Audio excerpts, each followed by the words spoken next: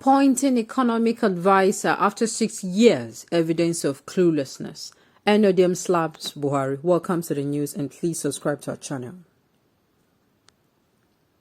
The immediate past national legal advisor to the People's Democratic Party, PDP, Barrister Emmanuel NODM, has described the recent appointment of Mr. Doyin Salami by President Muhammadu Buhari as Chief Economic Advisor as a clear case of cluelessness by the all-progressive Congress-led federal government. Well, will you say it is cluelessness? I don't think so. I don't think so. As far as I'm concerned, that man is still sitting on the seat. There is nothing that you're going to say now that will make him not the president of Nigeria. But at the end of the day, he's going to keep trying. I mean, he has obviously said he will not step down. Yes, if it is someone who actually loves Nigeria and who has the best interest of Nigeria at heart, the person who is a patriotic citizen at that, what the person would do is to actually come out. You know, when it comes to insecurity, then Nigeria is nowhere near security. When it comes to our economy thriving, Nigeria is nowhere a thriving economy. So what a patriotic citizen would do is actually to come out and bow while the stage is still open. But because he cannot do this, and I don't know, maybe it's because of his military background, or maybe because of, military, how he has trained himself, or maybe he wants to fight to the last breath. No problem. After all this appointments, maybe he's trying to see what he can do. Like I said earlier before, there is nothing that you are going to say that will make him not the president of Nigeria. He is for now till whenever the election is done and the handover is done. So allow him to make use of all, not to leave any stone unturned. Nobody should come from you. So at the end of the day, he's going to say, oh, I actually did this and did it and I give it my best. Maybe that is what he's trying to do. Okay, I'm just saying. The news in detail, please stay with us. Advisor to the President on Media and Publicity, Femi Adesina, had last week announced the appointment of an economic advisor for the first time since the inception of President Buhari's administration in 2015. NODM, in an interview with journalists at his Uyo residence, Akwa Ibom State capital, on weekend, wondered how a sane government would run its administration for 4 years without an economic advisor, adding that appointing an economic advisor barely 16 months to the expiration of his tenure showed how clueless the government is. According to him, it is unimaginable that somebody would run a government for 4 years without an economic team or advisor. The first time the president has bothered to appoint an economic advisor was last week in 6.5 years of his government. It is laughable that you are not an economist. Your educational background is even challenging. Yet you do not want to bring people in that know to work with you. That is why we'll fail as a country under the leadership of President Buhari. Any of them, who is also a senatorial aspirant for Akwa Ibom Northwest Senatorial District, urged the people to vote out the APC government at the center, as it has brought unprecedented hardship on all Nigerians. Look, it is high time for us to know that there is no one man that is an island. Nobody is a know-it-all. One thing is for we now to correct our mistake, and by correcting our mistake is make sure we open our eyes to vote in somebody who is competent and who is a builder for Nigeria, not a manager. Other developed countries of the world, they are actually managing because they have finished their building. Nigeria is not even yet half stage of building.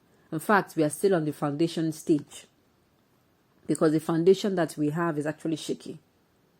So, when it comes to the next election, we should be very, very careful to vote in somebody who is competent, who is a builder, who is his only ambition for Nigeria is to make sure Nigeria is built in a very beautiful way that when it is not being managed, it is going to be standing out or shining like other developed countries.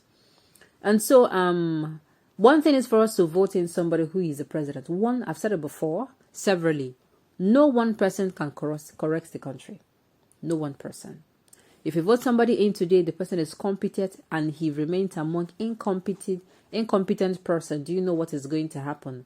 At the end of the day, the incompetent person will end up influencing him. You know what they say, bad company corrupts good manners. Okay, it is very possible. That is why even as we are going to be casting a vote for the presidency, which is about the topic that is going on in almost everywhere in Nigeria.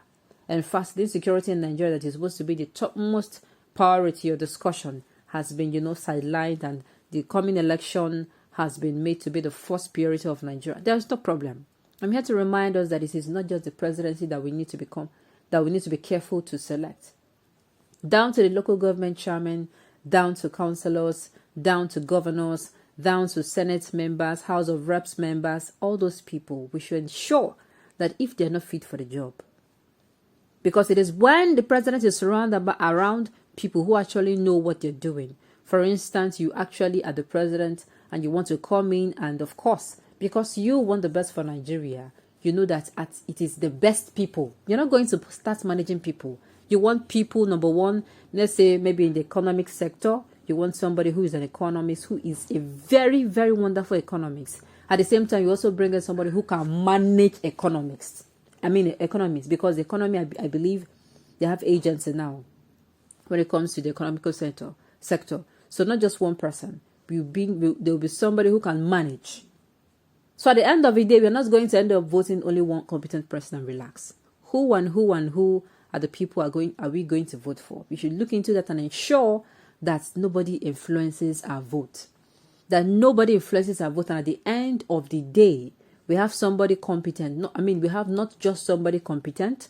We have people who are competent at all levels that is going to be able to put hand and build Nigeria into, a very beautiful nation. That's my suggestion.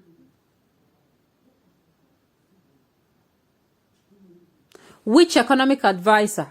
President Buhari and APC are in disarray. A lame duck. Oh my goodness, this is too harsh. Sincerely, this is too harsh. He probably wouldn't need an economic advisor if he had a competent world-class Minister of Finance.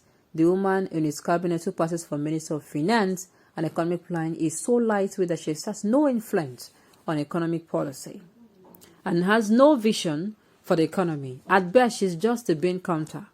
And I very much doubt that she even understands the basic economy. For I have never had her discuss economic policy or make any pronouncement that reflected any economic analysis. It is obvious that she is out of her depth in the position and has been quoted by the CBN, which is the de facto Ministry of Finance, if a very bad one. That is why I said at the end of the day, in picking ministers, when we elect somebody who knows, who wants, first of all, who hunger for a better Nigeria, who wants to take Nigeria to a very better build, as in build it to a level where he's going to be, his only achievement, or maybe his number one achievement will be, I want my name to be in the records of people who actually build the country to greatness. And then he can now come in and pick people who can do this thing alongside with him. It's not magic. It is not magic. You cannot get that one size fits all. We need to make sure these people that is going to be surrounded the next president actually knows what they are doing. Okay, on this note, we have come to the end of the news. We say thank you for tuning in to listen. And until I come your way next time, enjoy the rest of the day.